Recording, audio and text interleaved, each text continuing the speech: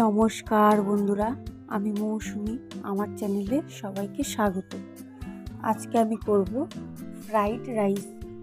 এর জন্য প্রথমে কড়াইতে ঘি গরম করে ওর মধ্যে দিয়ে দেবো গোটা গরম মশলা আর দিয়ে দেবো কিছু কাজু বাদাম, দিয়ে একটু নেড়ে নিয়ে ওর মধ্যে দিয়ে দেবো তেজপাতা, আবারও একটু নাড়িয়ে নেব।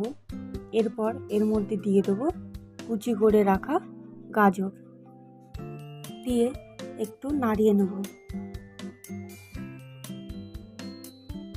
নাড়িয়ে নেওয়ার পর ওর মধ্যে দিয়ে দেবো সামান্য লবণ, দিয়ে আবারও কিছুক্ষণ নাড়িয়ে নেব। এরপর এর মধ্যে দিয়ে দেবো বিনস, একসাথে ভালো করে নাড়িয়ে নেব। এরপর দিয়ে দেবো ক্যাপসিকাম দিয়ে আবারও সবজিগুলো ভালো করে নাড়িয়ে নেব। এরপর কিছুক্ষণের জন্য ঢাকা দিয়ে দেব।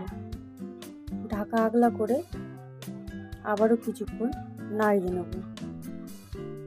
এরপর সবজিগুলো সেদ্ধ হয়ে আসলে ওর মধ্যে দিয়ে দেবো একটু চিনি, দিয়ে আবারও কিছুক্ষণ ভালো করে নাড়িয়ে নেব। এরপর যে রাইসটা আমি সেদ্ধ করে রেখেছিলাম সেটা দিয়ে দেবো, দিয়ে একত্রে ভালো করে মিশিয়ে নেব।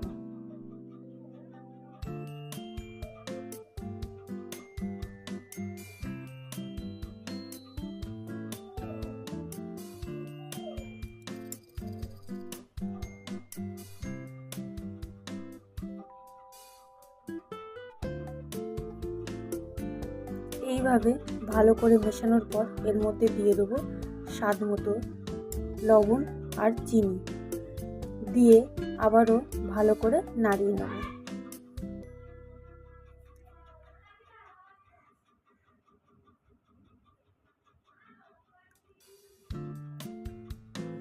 একসাথে বেশ কিছুক্ষণ ধরে নাড়িয়ে নিলে তৈরি আমাদের ফ্রাইড রাইস।